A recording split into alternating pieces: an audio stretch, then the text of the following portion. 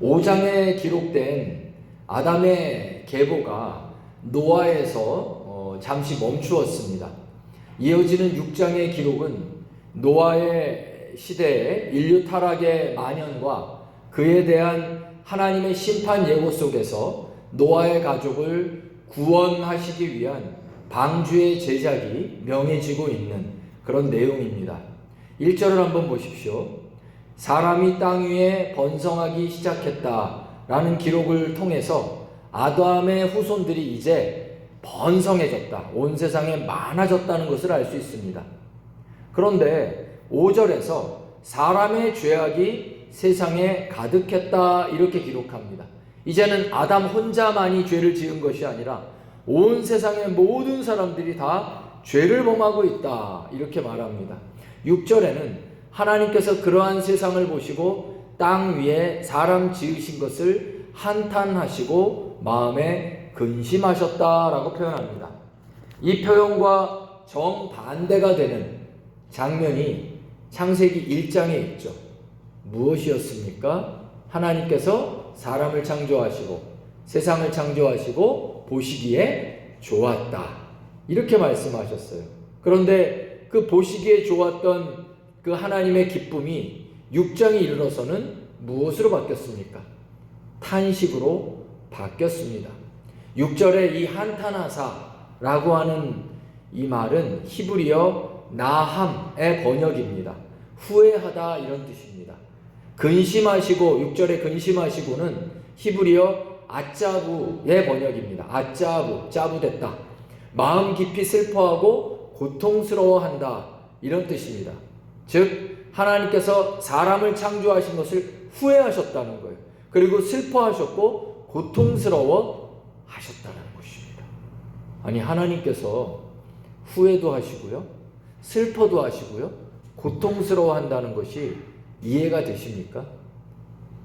천지만물의 주인이요 주권자요 신이 이렇게 아파하시고 고통스러운 것이 누구 때문이냐?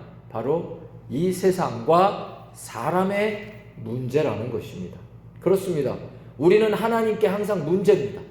우리가 어떠한지에 따라 하나님은 항상 그 심령과 그 감각과 그 행동과 역사가 영향을 받으신다는 거예요. 만약 영향이 안 느껴지면요, 우리가 자식이 있는데 자식한테 영향이 안 느껴지면요 슬프지도 않습니다. 아프지도 않습니다. 그러나 자식 때문에 아프고 슬프고 안타깝고 기쁘다라고 하는 것은 우리가 영향을 받는 거예요. 하나님이 이 세상에 영향을 받으시는 것이 있는데 그것이 바로 당신이 창조하신 사람, 우리라는 것입니다. 여러분이 어떻게 행동하느냐에 따라 하나님은 영향을 받으세요. 아파하시기도 하고 괴로워하시기도 하고 후회하기도 하고 기뻐하시기도 하고 즐거워하시기도 한다는 것입니다. 그러므로 우리는 아무것도 아닌 게 아닙니다. 그냥 막 살 존재가 아닙니다. 하나님께 엄청난 영향력을 주는 이 세상의 유일한 존재라는 거예요. 하나님은 사람을 지으신 것까지 후회하실 정도였어요. 그러면 이들의 잘못이 무엇이었는가?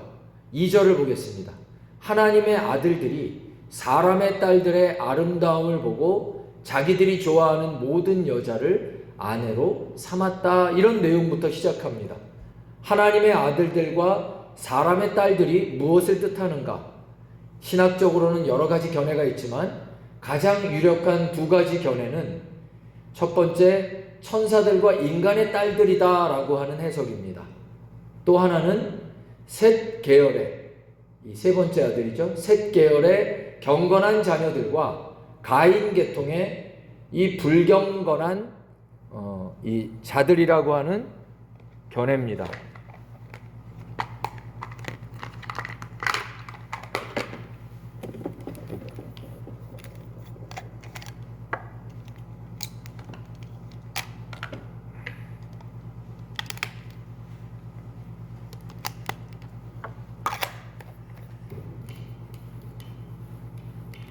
이 두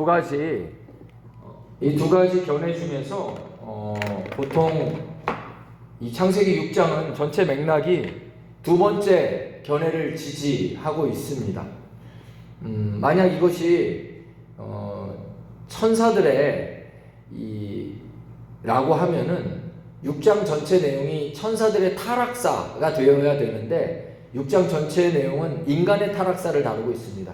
그러니까 이 하나님의 아들들과 사람의 딸들이라고 하는 것은 셋 계보를 따르고 있는 경건한 남자들이 가인의 후예들인 세상 여성을 아내로 삼았다, 이렇게 해석하는 것이 옳을 것입니다. 2절에서 아름다움을 보고 이런 말이 들어가 있습니다. 이 말은 여성의 육감적인 외모에 집중하고 외모지상주의, 자유분방한 성적 문란, 도덕적 타락이 진행되어져 간다라고 하는 내용이 담겨져 있습니다. 여기서 하나님이 분명하게 죄라고 지적하고 말씀하시고 있는 부분이 무엇인지 확인해 봐야 합니다. 그것은 단순히 성적인 문란이다, 도덕적인 타락이다, 이걸 말씀하시는 것이 아니라 그 앞부분이 더 중요합니다. 하나님 나라, 하나님의 아들들이 세상의 딸들과 결혼했다, 이 얘기를 하는 것입니다. 그들의 육감적인 외모와 육적인 것들만을 보고, 이 이야기는 하나님 나라 백성이 자신의 정체성과 소명을 잃고 세상 사람들과 동화되어져서 욕망과 정욕적인 인생을 살아간다, 이런 의미입니다. 여기서 하나님이 분노하고 화를 내신 것은 단순한 세상의 죄, 세상 사람들의 죄와 타락을 말하는 것이 아니었습니다. 그것은 하나님 나라 백성들의 타락의 문제를 먼저 언급하신 것입니다. 하나님이 구원하여 부르신 백성들이 세상에서 하나님 나라 백성답게 살지 못하고 세상과 동화되어져 살아가는 모습에 대한 지적이 2절에 들어가 있는 것입니다. 하나님 나라 백성이 세상 속에서 자기 정체성, 자기 신분, 하나님 나라 백성이라고 하는 신분과 정체성을 잃고 세상과 동화되어져 살아가는 것을 하나님께서 얼마나 지금 화를 내고 계신 것인지, 그것을 보아야 한다는 것이죠. 하나님께서 이스라엘 백성을 출애굽시키셨습니다. 출애굽은 구원하신 거예요. 구원하셔서 그들을 이 가나안 땅으로 인도하시겠다라고 약속하신 다음에 가장 먼저 이끄신 곳은 광야의 시내산이었습니다. 그리고 시내산에 도착하자마자 하나님은 이제 정식으로 이스라엘 백성과 하나님이 계약을 맺으십니다. 그 계약의 내용이 무엇입니까? 이스라엘이 이제 하나님께서 이스라엘의 하나님이 되어주시고 이스라엘은 이제 하나님의 정식 백성이 되었다, 이런 계약입니다. 그 계약 내용이 출애굽기 19장 5절과 6절인데요. 한번 출애굽기 19장 5절과 6절을 찾아봐 주시기 바랍니다. 시작. 세계가 다 내게 속하였나니 너희가 내 말을 잘 듣고 내 언약을 지키면 너희는 모든 민족 중에서 내 소유가 되겠고 너희가 내게 대하여 제사장 나라가 되면 거룩한 백성이 되리라. 이제 거기까지. 이제 이스라엘은 하나님의 말씀 속에서 그 언약을 지키며 하나님의 소유가 되어지고 세상 속에서 하나님의 거룩한 백성으로 제사장 나라가 되어졌다는 선언입니다. 이스라엘은 하나님의 택함을 받아 구원을 얻고 하나님께 속한 백성이 되었는데 그것으로 끝이 아니라는 거예요. 이 세상에서 소명이 있다라고 말씀하십니다. 그것이 무슨 단어입니까? 여기서 바로 세상에서 하나님의 거룩한 백성이 되어 제사장 나라로 살아라 라고 하는 소명이죠. 그러니까 하나님께서 이제 너희는 내가 구원한 내 백성이야, 내 소유야, 내가 너희를 구원했어 라고만 말씀하시지 않고 세상에서 하나님의 거룩한 백성이 되어 제사장 나라로 살아라 라고 하는 소명을 이스라엘 백성을 출애굽한 다음에 곧장 이 말씀을 주시며 계약하신 거예요. 제사장 나라가 무엇입니까? 제사장이 어떤 일을 합니까? 세상과 하나님을 연결시키는 중재자입니다. 세상으로 하나님을 알게 하고 하나님께로 나가서 하나님을 예배하도록 인도하는 연결자가 제사장 아닙니까? 하나님께서는 이스라엘을 구원하시고 그들에게 제사장 나라의 소명을 주셨습니다. 이제 이스라엘은 이 세상에 살면서 그들의 삶을 통해 이 세상이 하나님을 알게 하고 하나님의 영광을 나타내는 소명을 받은 것입니다. 창세기 6장에서 하나님이 지적하시는 죄는 바로 하나님 나라 백성들이 이 세상에 살면서 이 소명을 잃어버리고 하나님의 아들들이 세상의 딸들과 동화되어져서 그들의 죄와 타락을 함께하고 있다는 것입니다. 그게 2절의 말씀입니다. 창세기 18장에서 소돔과 고모라의 멸망 이야기가 나옵니다. 신앙생활을 오래 하고 또 성경을 읽어보신 분은 이 소돔과 고모라의 멸망 이야기를 아실 것입니다. 교회를 안 다녀도 예전 영화 소돔과 고모라의 멸망 이야기를 통해 그런 영화가 있었지 라고 기억하시는 분도 있을 것입니다. 성적인 문란함, 타락함, 동성연애, 이런 소돔과 고모라는 죄악의 도성이었습니다. 그런데 하나님께서 그 소돔과 고모라를 멸망시키신 것이 그 소돔과 고모라 자체의 죄와 타락 때문만이 아니었음을 알려줍니다. 창세기 18장 26절을 읽어주십시오. 여호와께서 이르시되 내가 만일 소돔 성읍 가운데서 의인 50명을 찾으면 그들을 위하여 온 지역을 용서하리라. 그 땅에 하나님의 의인 50명이 없어서 하나님께서 그 땅을 멸하시겠다는 거예요. 18장 32절로 내려가면 아브라함의 간절한 중보 기도 속에서 숫자가 몇 명까지 줄었습니까? 하나님께서 몇 명까지 있으면 소돔을 멸망시키지 않겠다고 하십니까? 32절에 10명입니다. 그런데 결론은 소돔과 고모라가 멸망됩니다. 그것은 소돔과 고모라 땅에 하나님의 뜻대로 살고 있는 의인 10명이 없었다라는 내용입니다. 세상의 죄만이 아니라 그 땅에 살고 있는 하나님 나라 백성의 삶이 하나님의 심판의 동력이 되고 있습니다. 창세기 6장 3절, 다시 6장으로 돌아가셔서 3절에 보면 여호와께서 이르시되 나의 영이 영원히 사람과 함께 하지 아니하리니 이는 그들이 육신이 됨이라 라고 말씀하십니다. 하나님 나라 백성들이 세상과 동화되어져서 소명을 잃고 영적인 삶이 아닌 이제 육적인 삶을 살아가고 있다라고 하나님께서 말씀하시며 이제 그들에게 구원과 생명의 영을 내가 주시지 않겠다라고 말씀하신 것입니다. 다시 말해 심판하시겠다는 것입니다. 그러므로 이 땅을 살아가는 그리스도인들은 항상 두 가지의 신앙을 각인하면서 살아야 됩니다. 교회를 다니는 분들은 이 두 가지 신앙을 각인해야 돼요. 첫째는 나를 택하시고 구원하신 하나님의 은혜에 감사하며 하나님께 예배하는 삶입니다. 이건 잘 압니다. 하나님께 예배해야지. 날 구원하셨어. 내가 교회 다니니까. 근데 두 번째가 있습니다. 그것은 이 세상에서 나를 구원하시고 불러주신 그 부르심의 소명을, 하나님께서 나를 구원하신 그 부르심의 소명을 깨닫고 소명자의 삶을 사는 것입니다. 몇 번 말씀드렸는데 구약 성경에서 하나님께서 이스라엘 백성을 출애굽시킨 다음에 광야에서 가나안 땅으로 가는 중에 딱 2번을 다 쓸어버리겠다, 다 죽여버리겠다고 하신 적이 있었습니다. 첫 번째는 출애굽기 32장에서 모세가 십계명을 받고 있을 때 땅 아래에서 그들이 금송아지를 섬기고 있었습니다. 그건 당연한 것입니다. 하나님을 섬기지 않고 다른 우상 숭배를 하고 있으니 하나님께서 얼마나 노하셨겠습니까? 그러니 다 쓸어버리겠다고 했는데 모세가 중보 기도를 통해 하나님이 용서하셨습니다. 또 한 번은 있었습니다. 그것은 민수기 11장 12장에 이스라엘 백성이 가나안 땅에 들어가기 위해 정탐꾼을 보냅니다.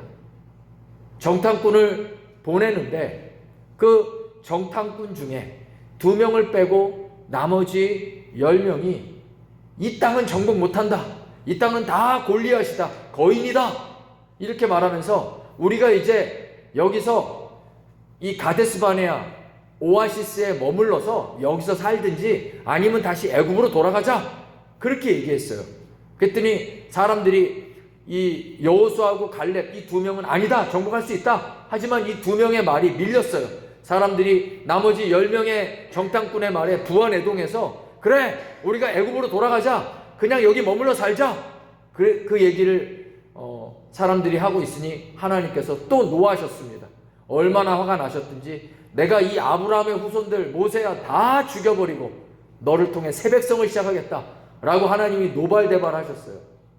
첫 번째는 금송아지 때에는 우상 숭배니까 이해할 수 있습니다. 그런데 두 번째는 전쟁을 치러야 되는데 상대방이 너무 거인이고 너무 힘이 세니까 무서웠어요.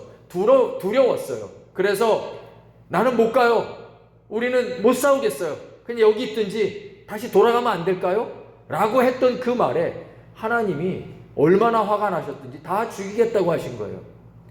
두 번째 부분은 조금 이해가 안 됩니다. 왜냐하면 우리가 이 세상 살다 두려울 수도 있잖아요.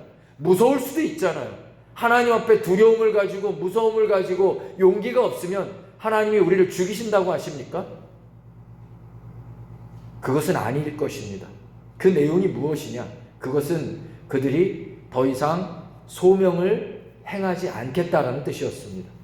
하나님께서는 내가 너희를 왜 출애굽시켰는데, 왜 너희를 가나안 땅으로 인도했는데, 너희를 구원한 목적이 무엇인데, 너희를 구원한 목적, 그 소명, 가나안 땅을 정복해서 하나님 나라 백성이 되라고 한 것인데 그들은 가나안 땅을 정복하지 않겠다는 것입니다.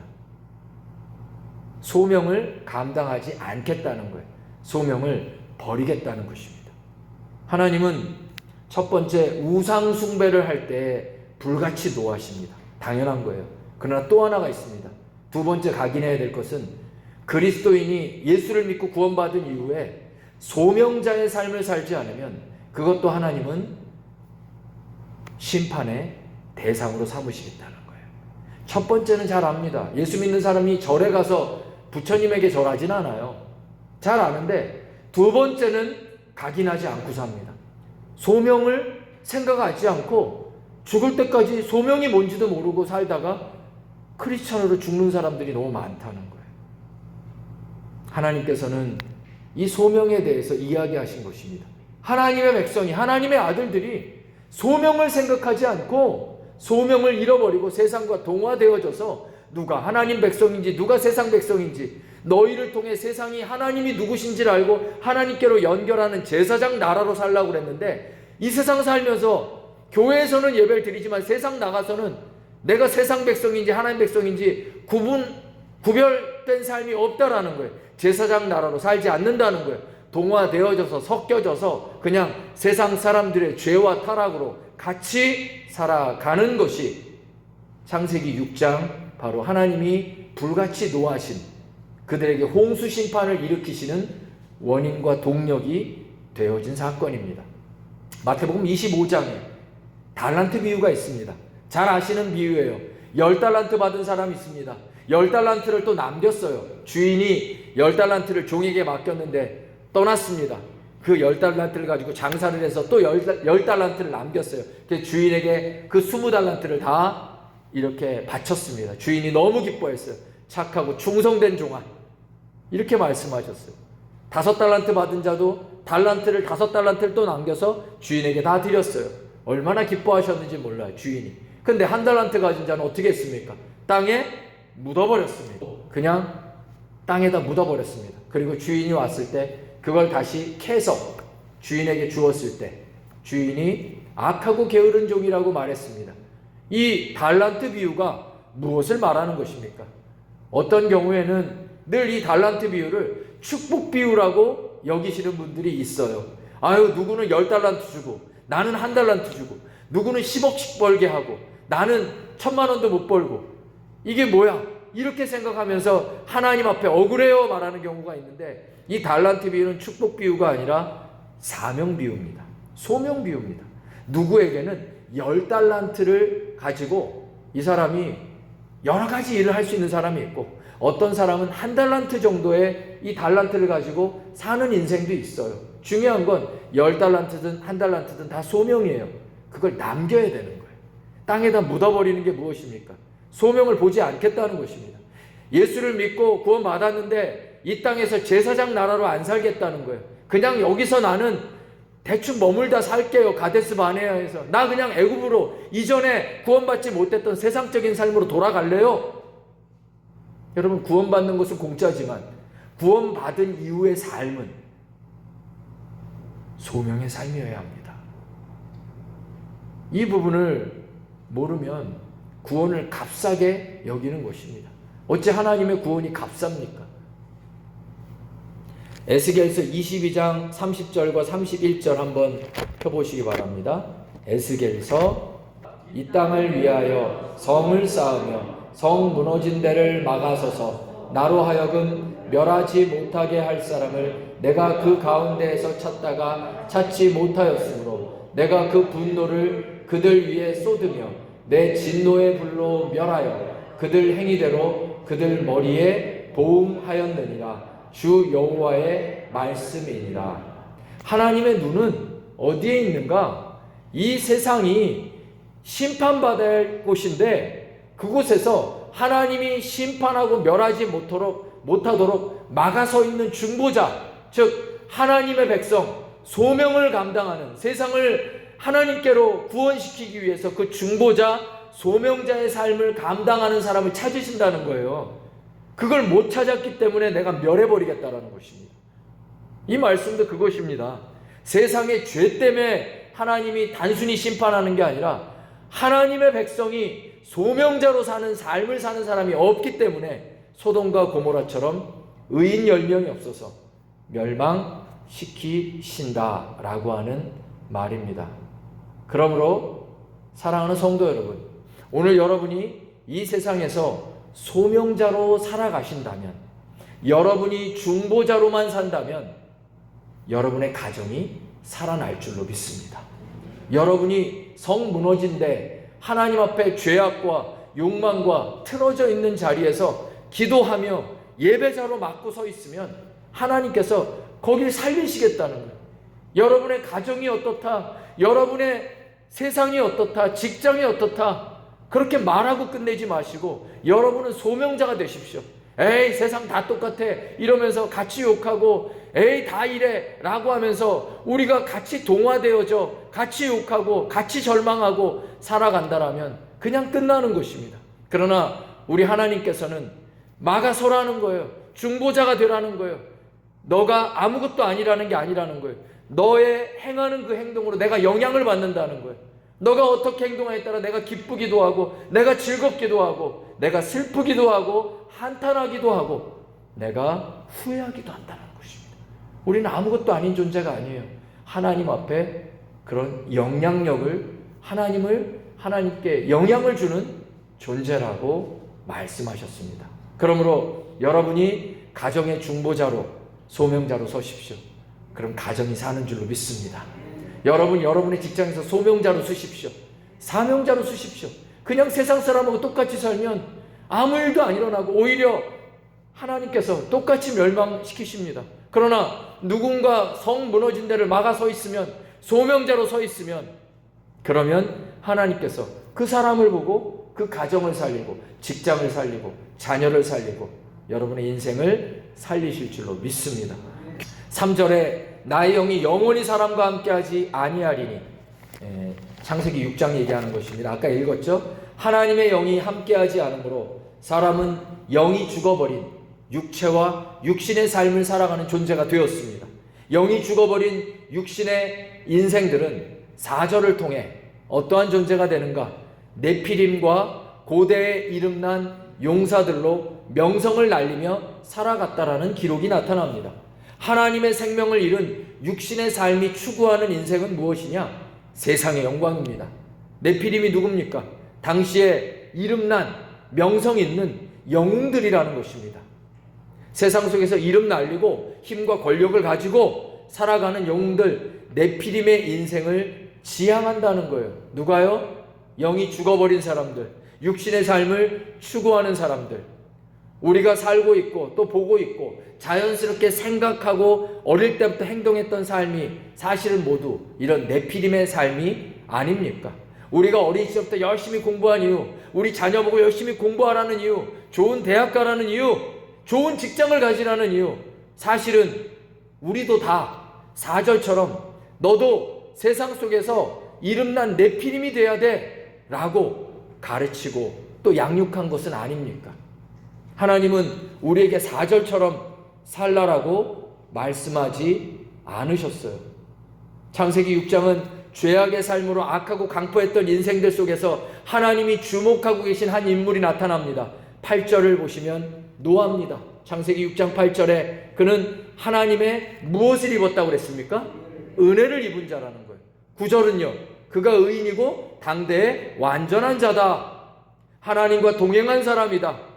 우리가 이 세상에서 향해야 될 삶의 길과 방향은 무엇입니까? 세상에서 잘되고 힘있고 유명한 자가 돼. 이게 꿈이야. 이런 꿈을 꿔. 이게 무슨 꿈입니까? 네피림이 되라는 거예요. 하나님께서 우리에게 꾸라고 하는 꿈과 비전은 무엇입니까? 바로 노아가 되라는 것입니다. 이 세상에서 네피림이 되는 게 아니라 이 세상에서 어떤 사람이 되라. 어떠한 순간에도 너는 하나님의 은혜를 입은 자가 되라. 여러분, 여러분의 자녀에게 그렇게 가르치셨습니까? 아니면 여러분도 여러분의 자녀를 네피림이 되라고 말합니까? 유명해야 돼. 이름 나야 돼. 잘 나가야 돼. 그런데 그것 이전에 성경은 가르칩니다. 하나님의 은혜를 입은 자가 되라. 하나님과 동행하는 자가 되라. 창세기 6장은 우리에게 이것을 꿈이라고 가르칩니다. 이것을 비전이라고 가르치는 것입니다. 성도 여러분, 이것이 그리스도인의 꿈인 것입니다. 노아의 꿈이 뭐였죠? 방주를 짓는 꿈이었어요. 이 방주가 어떻습니까? 13절부터 방주를 짓는데 15절에 보면 길이가 300규빗, 너비가 50규빗, 높이는 30규빗, 1규빗이 45.6cm라고 합니다. 그럼 방주의 크기가 길이가 135m, 너비가 22.5m, 높이는 13.5m. 상상하기 힘든 크기의 배를 지으라는 거예요. 축구장 크기의 보통 1.5배에 다다르는 어마어마한 배의 크기입니다. 아니, 노아의 꿈이 이렇게 어마어마한 배를 짓는 거랍니다. 노아의 방주를 짓는 꿈입니다. 이 방주가 무엇입니까? 이 방주는 바로 이 세상에서 하나님 말씀하시는 영혼구원의 역사, 하나님이 사랑하시는 제사장 나라의 꿈을 꾸라는 것입니다. 너를 통해 이 방주 크기만큼 많은 영혼들이, 많은 생물들이 살아나는 꿈, 그 꿈을 위해 노아는 온전히 방주를 짓고 그렇게 평생을 살아갔습니다. 사람들은 보았을 것입니다. 야, 저 미친 거 아니야? 왜 저렇게 살아? 뭐 하는 거야 맨날 저 무슨 배를 만드는 거야? 비라고 하는 것이 내려본 적이 없는 세상에서 지금 뭐 하는 거지? 하나님께서 우리에게 말씀하신 삶이 이거예요. 세상은 이해하지 못합니다. 우리는 세상 방식대로 네피림으로 사는 게 아니라 세상이 이해할 수 없을 때가 많아요. 왜 이렇게 교회를 다녀? 왜 그렇게 뭐를 해? 뭘 그렇게 열심히 해? 이해가 안 되는 거예요. 사람들은 노아를 이해 못했습니다. 비도 한 번 오지 않은 세상에서 뭐 하고 있는 겁니까, 노아는? 그런데 노아는 평생 그 일을 하며 하나님 앞에서 살아갔고, 하나님은 그에게 은혜를 입은 자고 동행하시는 자라고 말씀하셨습니다. 여러분은 어떤 인생을 살고 계십니까?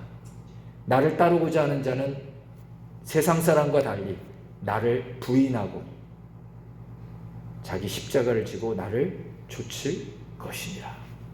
이 성찰이 있는 사람, 이 고민을 한 사람, 이 묵상이 있는 사람만이 예수님의 이 말씀을 이해할 수 있을 것입니다. 기도하겠습니다.